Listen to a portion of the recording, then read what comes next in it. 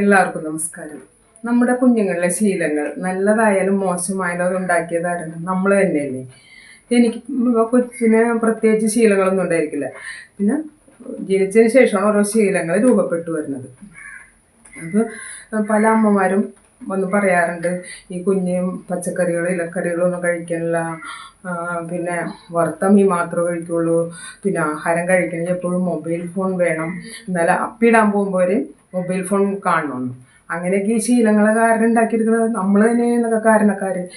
അപ്പോൾ പച്ചക്കറി ഇപ്പം വലിയവർ കഴിക്കുന്ന ആഹാര സാധനങ്ങളൊക്കെ കുഞ്ഞ് കഴിച്ചു കൊടുക്കുന്ന സമയത്ത് ആദ്യം പച്ചക്കറികളും ഇലക്കറികളൊക്കെ അവന് കൊടുത്തു കൊടുക്കണം.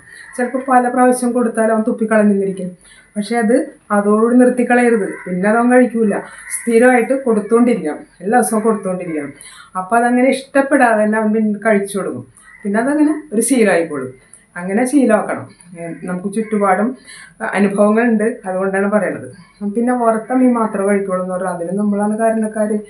കുഞ്ഞ് മാംസാഹാരങ്ങളൊക്കെ കഴിച്ചു കൊടുക്കുന്ന സമയത്ത് കുഞ്ഞിന് ആദ്യം തന്നെ വറുത്ത മീൻ കൊടുക്കരുത്.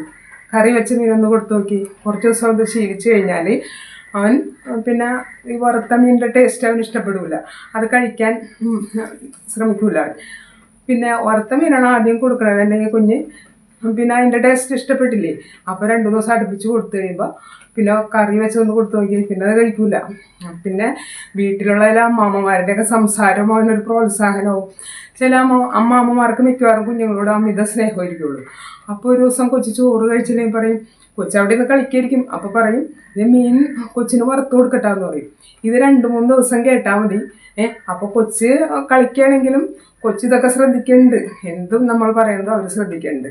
അപ്പോൾ കൊച്ചിന് തന്നെ ഒരു ബോധം വരും, എന്താണ് എനിക്ക് വറുത്തത് ഒഴിച്ചുവിടാൻ പറ്റാത്തൊരു സാധനമെന്ന് കൊച്ച് തന്നെ മനസ്സിലാക്കും. അങ്ങനെ പിന്നെ അങ്ങനെ തന്നെ ആയിപ്പോവും ശീലം. അപ്പോൾ അതുകൊണ്ട് നമ്മളിങ്ങനെയുള്ള അവരുടെ മുന്നിൽ അങ്ങനെയൊന്നും സംസാരിക്കാതിരിക്കുക. പിന്നെ അപൂർവം ചില കുഞ്ഞുങ്ങളെങ്കിലും മറ്റുള്ളവരെ ഉപദ്രവിക്കുന്നതായിട്ട് കണ്ടിട്ടുണ്ട്. ചിലർ ദേഹത്ത് തുപ്പുക, പിന്നെ കടിക്കുക, അങ്ങനെയൊക്കെ ചെയ്യാറുണ്ട്. അപ്പോൾ ഇതൊക്കെ നമ്മൾ വീട്ടിൽ വെച്ച് തന്നെ നമ്മളത് നിർത്തണം. ഇപ്പം ആദ്യം 1 പ്രാവശ്യം 2 പ്രാവശ്യമൊക്കെ ആണെങ്കിൽ നമ്മൾ തുപ്പല്ലേ എന്ന് പറയും. പക്ഷേ ആ സമയത്ത് ചിലർ ഈ തുപ്പണത് കാണുമ്പോൾ അവർ ചിരിക്കും. അപ്പോൾ ഈ കുഞ്ഞിനൊരു പ്രോത്സാഹനമാണത്. അതുപോലെ ഒരു കുഞ്ഞ് വന്ന് കടിക്കുകയാണെങ്കിൽ അപ്പോൾ അമ്മാമ്മയൊക്കെ ആണെങ്കിൽ അവർ പറയും, കൊച്ചിനൊരടി കൊടുക്കുമ്പോൾ അവർ പറയും, അടിക്കല്ലേ, അത് കൊച്ചല്ലേ. ഇതൊക്കെ കൊച്ചിൻ്റെ മനസ്സിൽ വരണം, ഞാൻ കൊച്ചാണ്, അപ്പം എനിക്ക് ആരെയും കടിക്കാന്നൊക്കെ ഒരു തോന്നല്.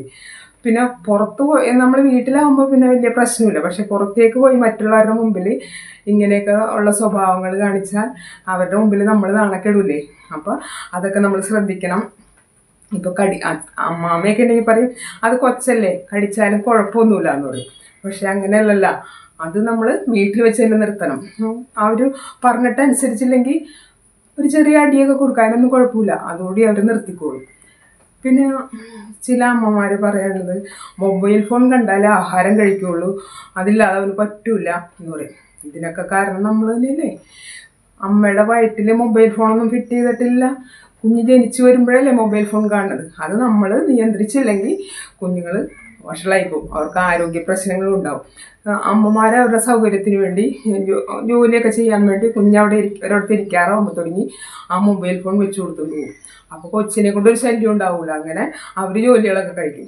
പിന്നെ ഒരു കാര്യം കൂടിയുണ്ട്, കുഞ്ഞുങ്ങളുടെ മുന്നിൽ അമ്മമാർ ഏതുതരം മൊബൈൽ ഫോണിൽ കളിച്ചുകൊണ്ടിരിക്കാൻ പാടില്ല. അതും അവർക്കൊരു പ്രോത്സാഹനമാണ്.